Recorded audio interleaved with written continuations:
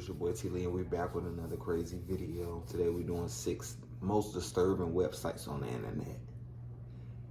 You already know what it is. It's top league school shooters on the internet. We're gonna get straight to it.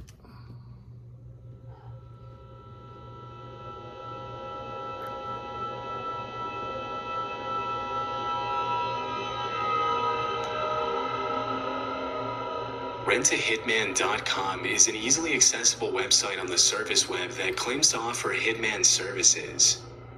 The website has been functioning since 2005, and despite the disturbing claims made throughout the landing page, it's never been taken down and is still active to this day.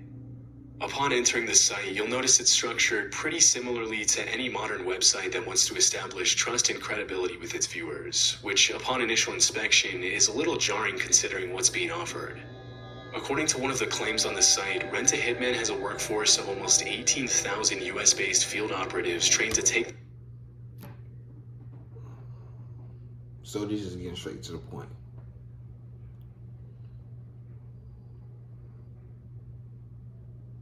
This is what we do in 2025. They just get straight to the point. RentAHitman, what's up? Throw your life away.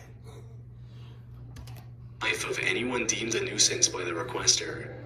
One of the sections on the landing page describes the type of situations in which an ordinary person might find themselves in need of a hitman, such as getting bullied at the gym or office, or wanting to get rid of an ex-partner. Interestingly, there's also a section with testimonials made by people who allegedly purchased the service and were satisfied with the result. There's even a commercial on the site made with a voiceover by a guy with an Italian accent claiming his name is Guido. I'd expect. If you click on Service Request, you'll be taken to an order form with a caption that reads, "If you are seeking a service request or wish to consult with a field operative, you will first need to submit brief details of your inquiry for our review, and a field operative in your region will contact you at the email address to obtain further details and to schedule your free consultation. Additional verification documents may be requested during the process." If you haven't picked up on it by now, the whole site is satire, which is why it hasn't been taken down. It's sprinkled with obvious jokes and commentary that allude to its satirical nature, such as the claim, "We are 100% HIPAA compliant," which is apparently the Hitman Information Privacy and Protection Act of 1964. The site was created in 2005 by a Bay Area man named Bob Inez while he was taking an IT course. One day during class, he and his friends decided to start a business together and use the name RentAHitman as a play on words for their website traffic and analytics business. Unfortunately, the business never took off, and Bob and his friends left the website unattended for several years. 5 years later, in 2010, he checked the mailbox associated with the website on a whim, and to his shock, he found hundreds of unread messages written by people all over the world with some pretty dark requests. As Bob later told ABC News, one of the messages came from a woman in Canada named Helen, who claimed she wanted 3 of her family members murdered. After reaching out to her, Bob quickly realized the request was serious. Everything happens for a reason. Through which he forwarded the message to law enforcement, leading to Helen's immediate arrest. You might think that a case like that is 1 in a million, but as it turns out, dozens of people have reached out to Bob over the past 15 years with a serious desire to take someone out. Anytime Bob and his crew get a serious request for a hitman, they immediately get the necessary authorities involved to prevent the requester from hurting someone. From 2010 to present day, RentAHitman has helped prevent over 150 legitimate murder attempts. Although many of the messages Bob receives nowadays are obvious hoaxes, about 10% of the requests made by his website visitors have turned into real-life investigations, with many of them resulting in rightful arrests. In 2021, a Michigan woman named Wendy Vine was arrested after making a legitimate request to have her ex-boyfriend murdered. Although she used a pseudonym when she contacted Bob, or Guido as he calls himself on the website, she used her real name when filling in the form, and Bob promptly called the Michigan State Police with her information. After her arrest, she was sentenced to 7 years in prison, which she is still serving to this day. For anyone with half a brain, it's pretty obvious that the website was built as a joke. I mean, there have even been news reports on RentAHitman making it clear that the website was made for something completely different than hiring a real hitman. Still, people have continued to confuse the website's purpose and have ended up expressing their murderous desires to Bob. Although it's pretty clear that the people who have used the site with a real intention to kill someone aren't very bright, the fact remains that Rent a Hitman has helped prevent some pretty serious crimes from taking place. Hit it! That's what I'm talking about. Wait! Okay, now, from the beginning. Hidden Answers used to be what you could call a deep web version of Reddit, Quora, or Yahoo Answers. Basically, it was a deep web forum that could only be accessed by using specific browsers where users could ask any questions they wanted without running into the risk of being censored. As Hidden Answers was hosted on an unfiltered, uncensored part of the internet, some of the conversations that took place on the forum were naturally pretty disturbing. Using the Wayback Machine, I was able to find some of these questions. One user asked if anyone could sell him a gun, while another asked for his fellow forum members to share a TNT recipe with him to make a bomb, claiming he wanted to use it to explode a tree or perhaps something bigger. A lot of the questions I found answered bordered on illegal, such as the one coming from a user who wanted to know how to print fake money, while another user asked for the best way to take the life of an annoying neighbor. Damn. Some of these questions didn't get a lot of answers, but still, it makes you wonder what the people who did get their questions answered went on to do with that information. In 2023, Hidden Answers was taken down by the owner of the site, who claimed he was tired of Tor being used as a way for petty people to ask stupid, illegal questions instead of as a tool to combat censorship. As of 2024, the site is still down and will probably remain that way for good.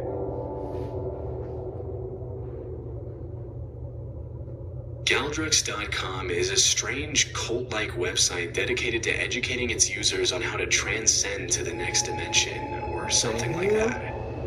The website's pretty odd and confusing, so you'll have to make your own conclusions about its real purpose. On the landing page, I found a strange image of an eye with spider legs, along with a short paragraph that read, "There is no reality, only chaos. Through chaos, energy becomes will. Through will, truth becomes illusion. Through illusion, matter becomes thought. Through thought..." People, stay in school, stay off drugs. Because if you don't, you become one of these people. Become God. Galdrux shall lead us to chaos. The next page gets a little more disturbing, as it's explained in pretty plain English that Galdrux.com was built as an online hub for cult leaders from all over the world to share resources, gather information, and spread their beliefs. As per the strange text on the page, Galdrux is some sort of multiversal cult looking to take over the world with a new form of spirituality. If anything on the website is to be interpreted as true, the overall goal of the cult is to push the world towards some sort of technological singularity, but that's as much as I could understand. As I scrolled further down on the website, the pages started to get weirder and weirder, with many of the sections featuring random flashing graphics bright enough to possibly cause a seizure. One of the more eerie videos I found on the site featured Mark Zuckerberg's face contorting into strange shapes.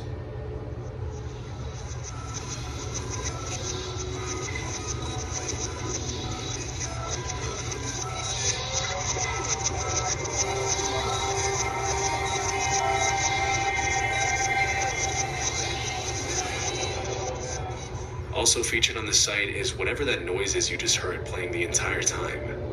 By clicking on some of the links, you'll be taken to new pages introducing different kinds of deities in the strange cult, and from what I observed, there doesn't really seem to be an end to the site. But other than finding pages upon pages with meaningless information presented in visually distressing formats, strange psychedelic poems, questionable mathematical proofs, and endless puzzles in multiple languages, I couldn't really understand the point of the website. It's possible that Galdrux.com was built as some sort of art project, or that it was really built as a way for cult leaders to connect online. But because there's not a lot of information on Galdrux.com out there, it's hard to know for sure. The most I could find outside of the site were a couple of Reddit posts made by people claiming to be... We don't do that in here. Meet Hydro by Hubble Contacts. Start your subscription now for 40% off your first order of our naturally hydrating daily contact lenses. Especially in regard to UFO-related confidential documents held by the CIA and other agencies. Since 1996, John Greenwald has held the inner workings of Since he was 15 years old, John Greenwald Jr. became obsessed with understanding the inner workings of the US government, especially in regard to UFO-related confidential documents held by the CIA and other agencies. Since 1996, John Greenwald has leveraged the Freedom of Information Act, or FOIA, to gain access to more than 2 million pages of previously confidential documents. These documents include revealing information on alleged UFO sightings, the JFK assassination, chemical, biological, and nuclear weapons, and top-secret aircraft that the government does not reveal to the general public. Over the past 3 decades, John has taken those millions of pages of previously classified information and housed them in a well-known online archive known as the Black Vault. Upon entering the website, you'll be greeted with a massive repository of all kinds of documents and case files presented in a pretty straightforward and no-nonsense fashion. One of the things that makes the Black Vault stand out is that it doesn't present any of the information contained in official documents as true, and the language used in the case descriptions doesn't give off any conspiracy theory vibes at all. The site simply lays out all the information from the documents that John and his team have acquired from the government in the most objective way possible. All interpretations are left to the discretion of the viewer, which has contributed to the site's unshakable credibility over the years. This straightforward and genuine type of presentation is almost what makes the site disturbing in its own type of way. For example, one of the stories I found talks about a series of alleged UFO photographs taken back in the 60s by a man named Paul Villa, which somehow ended up in the National Archives collection for the Goddard Space Flight Center. Paul Villa was a guy who claimed aliens communicated with him telepathically since he was a kid, and that they once guided him to a location near Peralta, New Mexico, where he took pictures of a flying saucer. As per his claims, Paul Villa allegedly saw the flying saucer levitating his truck and interacting with its environment in impossible ways. Although the claims made by Paul Villa and the authenticity of the photographs are questionable at best, the Black Vault never claims that the story is true. Instead, it simply lays out the fact that the photographs somehow ended up in the National Archives collection, and it's clearly stated that the photographs were simply included on the site for reference purposes. One of the other recent... Y'all let me know in the comments. Y'all be believing in this alien shit? I don't, me personally. Stories on the homepage that caught my attention listed all the documented incidents in which the White House dog has bitten a Secret Service agent. As per the official government documents, an incident occurred on June 15, 2023 when an agent was bitten by Commander, the White House dog. Because the agent spilled a lot of blood on the floor of the east wing of the White House due to the dog bite, public tours had to be delayed for about 20 minutes while the cleanup staff took care of the mess. John Greenwald claims there was a video of the incident, but the White House refused to release it after he requested it, leading to an appeal being filed in February 2024. Disturbingly, there have been dozens of pretty severe incidents over the years involving dog bites at the White House. Although it's easy to be skeptical about some of the cases in the Black Vault archives, one thing that John Greenwald has revealed through his research is that UFOs are one of the most highly classified topics for government agencies, including the CIA, FBI, Pentagon, Air Force, Army, Navy, NSA, and DIA. Thanks to his constant efforts, people from all over the world are able to find revealing information on all kinds of incidents and cases, some of which have been revealed to be eerily disturbing in nature.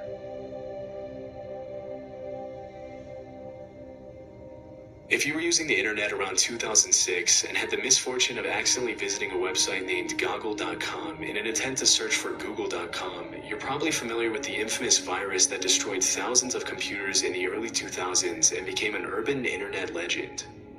Because so much of the information on Goggle.com has been wiped off the face of the internet, researching the history of the website has proved to be pretty challenging.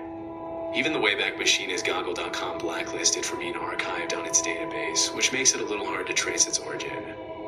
However, there still is enough information out there to shed some light on the rise and fall of Goggle.com, one of the most destructive viruses in early internet history. The domain Goggle.com was registered on Valentine's Day 1998.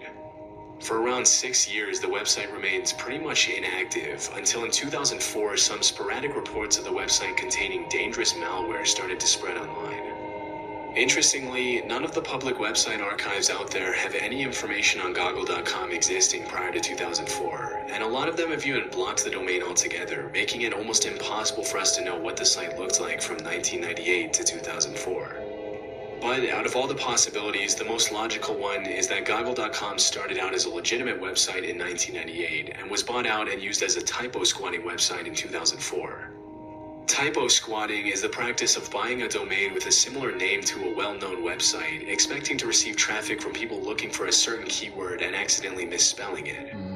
In this case, people searching for Google.com who accidentally typed Goggle.com would land on the website.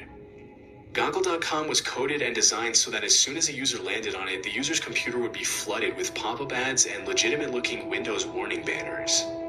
When the users tried to close the windows, hundreds more would pop up until the computer crashed, permanently damaging the system. As you can probably guess, the warning windows were completely fake and were just browser windows that translated a user's click into an OK for installing malware. Basically, if you had the misfortune of visiting Goggle.com, you might as well have said goodbye to your computer. The site was designed to destroy the user's computer by pushing the viewer to inadvertently allow files to be downloaded to their hard drive, and by the time they realized what was going on, it was too late. Similar things happened on dozens of other websites, including MySpace in 2006, where users were shown a banner ad that, if clicked, would flood the user's computer with spyware. One of the things that made Goggle.com so deadly is that it pushed users to accidentally download Spy Sheriff, a malicious software disguised as an antivirus program. Once the user turned off their computer to leave Goggle.com, as soon as they rebooted the system, Spy Sheriff would pop up claiming that there were hundreds of viruses detected on the computer, and many people would inadvertently authorize the malware to wreak havoc on their computer until it rendered the hardware pretty much useless. Pretty often, the user's only option would be to completely wipe the hard drive, and sometimes not even this would be enough to get their computer working again. In 2006, a McAfee commercial used real footage of someone visiting Goggle.com to showcase the dangers of not having virus protection installed on your computer. Although some good did probably come from the commercial, it also incentivized a lot of people to try to get internet attention by recording themselves visiting Goggle.com. By the time this happened, though, a lot of the vulnerabilities on most computers had been patched up by Windows, leading many people who visited the site to walk away unscathed and dismiss Goggle.com as an urban legend, but others with less modern operating systems were not so lucky. If the idea that something like this could happen on the internet seems crazy to you, keep in mind that this was back in the Wild West days of the internet, when commercial operating systems weren't nearly as developed as they are today. Over the years, Goggle.com has been acquired by different owners, taken down, turned into a malicious survey website, taken down again, turned into a fake flash download site, and taken down again. Overall, the crazy impact this virus had back in the day shows how far the internet and computers have come over the past 2 decades, and still serves as a reminder to tread carefully online. That's crazy. Apocalypse Prepping is a deep website dedicated to providing detailed preparational instructions in case of the end of the world for any number of reasons. But more recently, its focus has been on artificial intelligence triggering the end of the world. On the landing page, there's a series of paragraphs outlining what the site is for and bringing attention to the site owner's opinion of the severity of the issue. As per the introduction text, the site was made with the intention of showing people how to survive the apocalypse with the bare essentials while spending a maximum of 500 to 2,000 euro. There also includes a pretty ominous warning that reads, "After you have read this chapter, you will come to understand that highly dangerous superhuman AI systems are feasible by 2024 to 2027, and that many individuals and shady corporate entities will gain the power to wield them openly or covertly with a delay of maybe 2 to 4 years." Even just from the landing page, it's pretty clear that whoever made this site takes the idea of the apocalypse pretty seriously, otherwise they probably would have gone through the trouble of building out a website with 9 different, incredibly detailed pages. The next section, titled The Threat, dives into why people should be a lot more worried about AI than they are now, outlining the main scenarios for the short-term future of society after the introduction of artificial intelligence, as well as some of the common fallacies people fall into when it comes to AI, such as judging the future based on the past, assuming linear growth, and herd mentality. Another section, named What to Expect, basically describes what the world would look like if the apocalypse happened today, and let's just say it's a pretty fatalistic view. Based on this doomsday scenario, the site owner then goes on to describe what an ideal plan would look like to survive the apocalypse, including finding shelter, stockpiling food and water, and surrounding yourself with people you trust. I gotta say, it's pretty interesting to see how much time whoever wrote this put into designing the perfect plan to survive a scenario that's so unlikely to happen. From purifying dirty water, to food rationing, to financial planning, to making poison and using weapons, to wound disinfection techniques, apocalypse prepping seems to have covered pretty much every possible scenario for people looking to get ready for the end of the world on a budget. There's no information to trace the identity of the site owner other than his Proton email address, and maybe the fact that he's probably European based on his choice to include euros as the default currency throughout the site. Because of this, it's impossible to know if apocalypse prepping was made by someone who's actually preparing for the worst and wants to share their knowledge with their visitors, or by someone with way too much free time. Let me know what y'all think. There's two sides to it. Let me know what y'all think. Appreciate y'all for watching. Make sure y'all subscribe, like, follow me on all social medias below. We on the road to 100K, and I'm out of here.